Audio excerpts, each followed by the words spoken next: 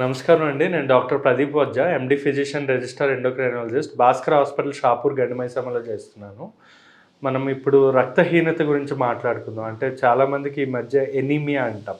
ఈ ఎనీమియా అనేది మెయిన్‌గా లేడీస్ ప్రెగ్నెన్సీలో చాలా కామన్ అయింది. మగవాళ్ళలో కాదు గానీ లేడీస్‌లో అంటే మన ఈ వుమెన్‌లో ఆల్మోస్ట్ ప్రతి 100%లో 31% మందికి ఈ ఎనీమియా అనేది ఉంటుంది. ప్రెగ్నెన్సీలో అయితే 42% మందికి, అంటే ఆల్మోస్ట్ హాఫ్, సగానికి సగం మంది ఈ ఎనీమియాతో బాధపడుతున్నారనమాట. ఈ రక్తహీనత అనేది అసలు ఎందువల్ల వస్తుంది, ఏ ఫుడ్స్ తీసుకోవాలి, ఇవన్నీ కూడా మనం ఈరోజు మాట్లాడుకుందామండి. ఈ మామూలుగా అయితే మగవాళ్ళలో మినిమం 13 ఎంజీడీఎల్ రక్తం అనేది దానిపైనే ఉండాలి. లేడీస్లో ఒక ఆడవారిలో మినిమం 11.5 పైన ఉండాలి. దానికంటే తక్కువ ఉంటే ఎనీమియా అంటాం. దానికంటే తక్కువ ఉండేవాళ్ళు 31% ఉన్నారు లేడీస్లో. మగవాళ్ళు అయితే మాత్రం ఇంకా అంతమందికి ఎనీమియా అయితే లేదు, కానీ లేడీస్లో అయితే చాలా ఎక్కువ. ఎందుకంటే బికాజ్ వాళ్ళకి రక్తం పోయే అవకాశాలు ఎక్కువ ఉంటాయి. అంటే లైక్ పీరియడ్స్ వల్ల కానీ వీటి వల్ల వాళ్ళకి ఎక్కువగా మనకి రక్తం పోవడం వల్ల వాళ్ళకి ఎనీమియా అనేది కామన్ అయిపోయింది. ప్రెగ్నెన్సీలో ఎందుకంటే ఐరన్ తక్కువ అవడం వల్ల, కావలసినంత పోషక ఆహారాలు తీసుకోకపోవడం వల్ల ప్రెగ్నెన్సీలో 41% మందికి ఈ ఎనీమియా వచ్చే అవకాశాలు ఉంటాయి. ఎనీమియా అంటే ఏంటంటే మన బాడీలో రక్తం అంటే హీమోగ్లోబిన్.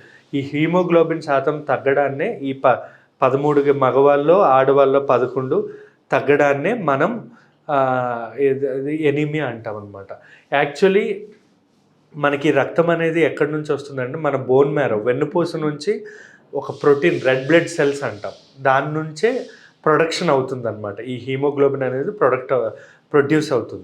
కొన్ని సందర్భాల్లో ఈ రక్తం అనేది వేరే వేరే కారణాల వల్ల, అంటే ఫర్ ఎగ్జాంపుల్ కడుపులో అల్సర్స్ అవ్వచ్చు, లేదా కొన్ని రకమైన ప్రేగు క్యాన్సర్ల వల్ల, లేదా లేడీస్లో అంటే ఇట్స్ ఏ ఫిజియలాజికల్ అనమాట, అది నార్మల్.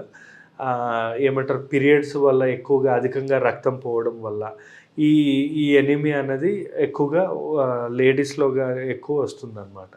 అసలు ఈ రక్తం చేసే పని ఏంటి, ఈ హీమోగ్లోబిన్ ఏం చేస్తుంది అంటే మన ఊపిరితిత్తుల నుంచి ఏదైతే ఆక్సిజన్, మన బాడీకి కావాల్సిన ఆక్సిజన్ ఏదైతే ఉంటుందో అది గుండె ద్వారా బాడీలో ప్రతి పార్ట్కి, మన కిడ్నీ, చర్మం, ప్రతి అవయవంకి ఆక్సిజన్ అనేది ఈ హీమోగ్లోబిన్ అనేది తీసుకెళ్తూ ఉందన్నమాట. ఈ హీమోగ్లోబిన్ తగ్గితే ఆక్సిజన్ తీసుకెళ్లే కెపాసిటీ కూడా మన బాడీకి తగ్గిపోతుంది. దానివల్ల ఏమవుతుంది, మన బాడీలో ప్రతి పార్ట్ ఎఫెక్ట్ అయ్యే అవకాశం ఉంటుంది. లైక్ మన అవయవాలన్నీ ఫెయిల్ అవ్వచ్చు, కిడ్నీ ఫెయిల్ అవ్వచ్చు, లివర్ ఫెయిల్ అవ్వచ్చు, ఏ ప్రాబ్లం అయినా వచ్చే అవకాశాలు ఉంటాయి. ఈ ఎర్ర రక్త కణాలు ఉత్పత్తి అసలు ఎందుకు తగ్గుతుంది అంటే, మీకు చెప్పా కదండి, ఏమైనా ఇంజరీస్ వల్ల అవ్వచ్చు. కొన్ని సందర్భాల్లో ఈ రెడ్ బ్లడ్ సెల్స్ అనేది ప్రోటీన్ అనమాట, ఈ హీమోగ్లోబిన్కి అవసరమయ్యే ప్రోటీన్. ఈ రెడ్ బ్లడ్ సెల్స్ అనేవి డిస్ట్రక్షన్ వల్ల కూడా అవుతుంది కొన్నిసార్లు. అంటే ఆ రెడ్ బ్లడ్ సెల్స్ ఏదో విధంగా డిస్ట్రక్షన్ అవ్వడం వల్ల, ఫర్ ఎగ్జాంపుల్ నున్ను పురుగులు ఎక్కువ అవడం వల్ల, ఐరన్, మన బాడీలో ఐరన్ తక్కువ అవడం వల్ల, లేదా కొన్ని రకమైన జన్యురక కారణాలు like sickle cell anaemia, thalassaemia, కొన్ని రకమైన బ్లడ్ క్యాన్సర్స్, వాతం, కీళ్ళవాతం, ఆర్థరైటిస్, లేదా కిడ్నీ ప్రాబ్లం ఉన్నవాళ్ళు, టీబీ ఉన్నవాళ్ళు, ఇలాంటి వాళ్ళలో కూడా మనకి ఈ రెడ్ బ్లడ్ సెల్స్ డిస్ట్రక్షన్ అనేది జరుగుతుందన్నమాట. ఇంకొన్ని సందర్భాల్లో ఎర్ర రక్త కణాలు ఉత్పత్తి లేకపోవడం వల్ల, అంటే ఎర్ర రక్త కణాలు ఎప్పుడు ఉత్పత్తి ఉండదు అంటే చెప్పాను కదండి, బోన్ మ్యారో ప్రాబ్లమ్స్ వల్లే కాకుండా కొన్ని రకమైన విటమిన్స్ తక్కువ అవడం వల్ల, ఫర్ ఎగ్జాంపుల్ ఐరన్ అని, లేదా మినరల్స్ లైక్ ఈ vitamin A, B12, B6, B3, లేదా విటమిన్ సి, డిఈ, ఇలాంటి విటమిన్స్ తక్కువ అవడం వల్ల కూడా మనకి ఈ రెడ్ బ్లడ్ సెల్స్ అనే ప్రొడక్షన్ అనేది ఉండదు.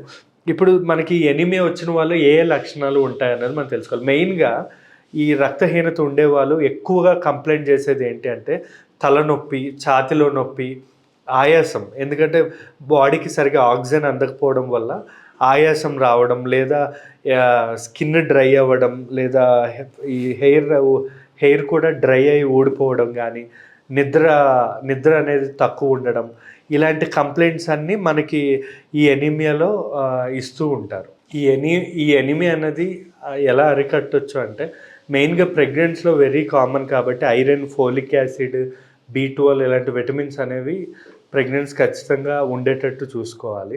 అట్ ద సేమ్ టైమ్ ఎక్కువగా ఫిష్లో కానీ చికెన్లో కానీ దీనిలో ఏంటంటే ఐరన్, విటమిన్ B12 ఇవన్నీ ఎక్కువగా ఉంటాయి. ఇంకా విటమిన్ సి ఫుడ్స్ అంటే లెమన్ కానీ, ఆరెంజెస్ లేదా టొమాటో, బ్రోకలీ ఇలాంటివి, బెల్లం, నువ్వులు ఇలాంటి టైప్ ఆఫ్ ఫుడ్స్లో కూడా మనకి ఐరన్ అనేది బాగా దొరుకుతుంది. సో ఎనీమియా అనేది వచ్చే అవకాశాలు తక్కువ. ఇంకా మనం చెప్పాలంటే కొన్ని గ్రీన్ వెజిటబుల్స్, పాలకూర, శనగపప్పు లేదా స్ప్రౌట్స్, బఠానీ, తోటకూర, మునక్కాయ ఇలాంటి ఫుడ్స్ వల్ల కూడా మనకి ఈ వీటిలో ఐరన్, B12 పోషకాహారాలు ఎక్కువగా ఉంటాయి. ఇంకా డ్రై ఫ్రూట్స్ కూడా చాలా మంచిదండి. లైక్ బాదం కానీ, పిస్తా, జీడిపప్పు, డేట్స్ ఇవన్నీ కూడా మనకి మన బాడీలో రక్తం అనేది పెరగడానికి బాగా ఉపయోగపడుతుందండి.